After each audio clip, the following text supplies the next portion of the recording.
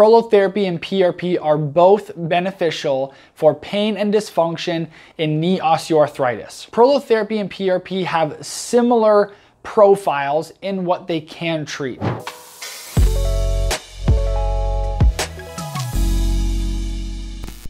Hey everybody, so within the realm of regenerative injections, there are a wide variety of injections, and sometimes patients are unsure what the differences between each of them are, when one might be more appropriate than others, and even sometimes physicians aren't fully aware of some of the subtle nuances that lie in between these different injections. And so probably the two most common injections that I do in the regenerative world is gonna be prolotherapy and PRP. And so I wanted to spend a second to help talk you through how I think about when prolotherapy is gonna be a bit more indicated versus PRP. And so when we think about that question, a few things come to mind. The first thing is going to be, what tissue are we treating?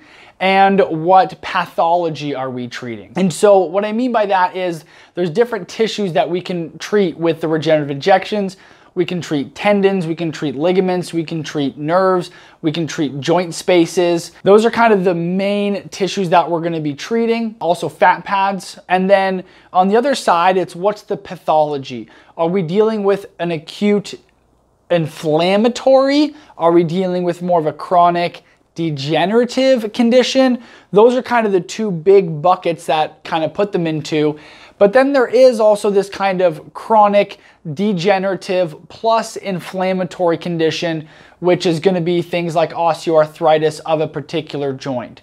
We have the chronic degeneration of the cartilage, yet we still have inflammatory markers, TNF-alpha, IL-6, the matrix metalloproteinases that are present inside the knee joint that are inflammatory, but not the traditional inflammatory markers we think of like neutrophils. And so that's the first thing we want to think about. So when a patient comes in, if they are mainly dealing with a chronic degenerative condition, such as ligament laxity or tendinosis of a tendon or a ligament, both prolotherapy and PRP are going to be indicated, and then the degree of the degeneration is typically what's going to lean me towards one or the other. What I mean by that is this: if a patient comes in and they chronically sprain their ankle, so they chronically just roll that ankle, maybe they play basketball, baseball, some other sport, tennis, something like that, where they sprain their ankle quite a bit. There's no major tears,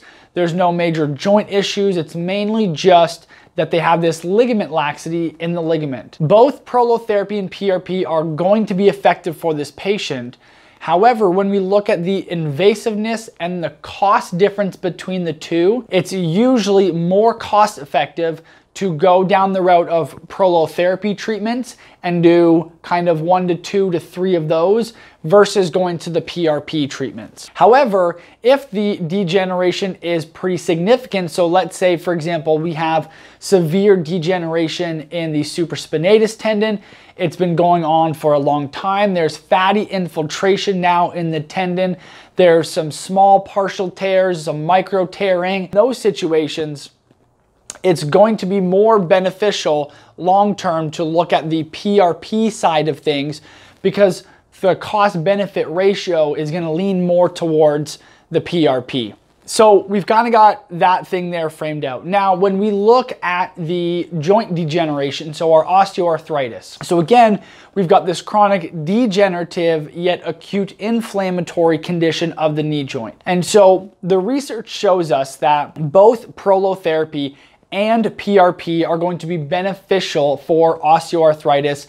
A lot of the research has looked at the knee, so let's just keep it with the knee. Prolotherapy and PRP are both beneficial for pain and dysfunction in knee osteoarthritis. However, the research is pretty clear that PRP is a stronger treatment than prolotherapy. And so that is where we then bring into question, what's the degree of the individual patient's osteoarthritis, pain, and dysfunction. When we start seeing things like grade 3 and grade 4 osteoarthritis, especially of the lateral compartment, which appears in the research and also clinically to be the more difficult to treat with regenerative injections, then I start to think of the higher therapy. So I start to recommend PRP over prolotherapy because it's a more severe condition and we need more than just the dextrose. We need to get the biological tissue, the platelets,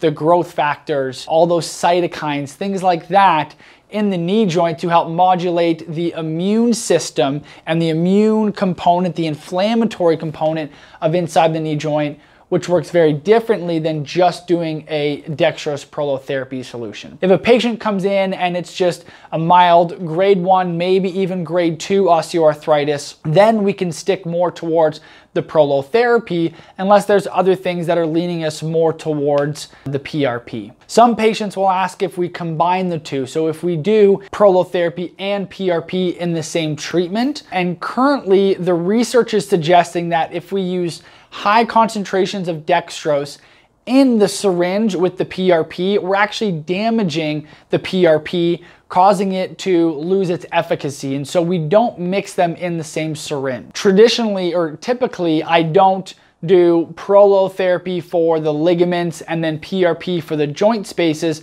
just because we know that the PRP also works for the ligaments and does work stronger. And so if we are already doing PRP for the joint, I'm gonna do PRP for the ligaments and tendons and the supporting structures around it, just because we're already doing it, and I want the patient to, if they're paying for the PRP, to get the full effect of the PRP. Now there are some instances, knee osteoarthritis being one of those, where we can sometimes pre-treat with prolotherapy anywhere from 3 to 5 to 2 weeks before the PRP treatment. And again, there's some parameters that I'm looking for in the MRI, in the patient history, things like that, that make me lean more towards, I need to get dextrose in this knee joint before I go do the PRP, but we separate those treatments for the reason that putting the dextrose in the PRP syringe, too much of that is going to cause issues and decrease efficacy of the treatment. So to kind of bring this back around, sum this back up, prolotherapy and PRP have similar profiles in what they can treat. Prolotherapy tends to be a weaker, but I don't like using the term weaker because it is still a very strong, powerful therapy compared to the PRP, so PRP being stronger. There are some instances such as when we need some more inflammatory modulation, some immune system modulation, that the biologic injections like PRP are going to be more beneficial than the prolotherapy. But a big component of all of this that comes into play is patient finances. It's a less invasive therapy to do the prolotherapy versus the PRP, less time intensive, less supplies. And so because of that, prolotherapy is cheaper than PRP. And when we have patients who are paying cash for this, it's always something I'm thinking about. How can I maximize the cost they are spending? And so if I believe that we can get the amount of healing we need in 2 prolotherapy treatments versus 2 PRP treatments, then I'm going to recommend that we do the prolotherapy treatments because that's going to cost less for the patient. If I think that we need to do 1 to 3 PRP treatments because the extent of the damage is a lot and it's large, compared to doing 5, 6, 7, maybe 8 prolotherapy treatments, then I'm going to recommend the patient do the PRP treatments because the total cost is going to be less because we do less procedures. I hope that gives you some insight into what goes on in my brain when I'm having these conversations with patients in regards to which regenerative injection therapy we should be looking to utilize. Thanks.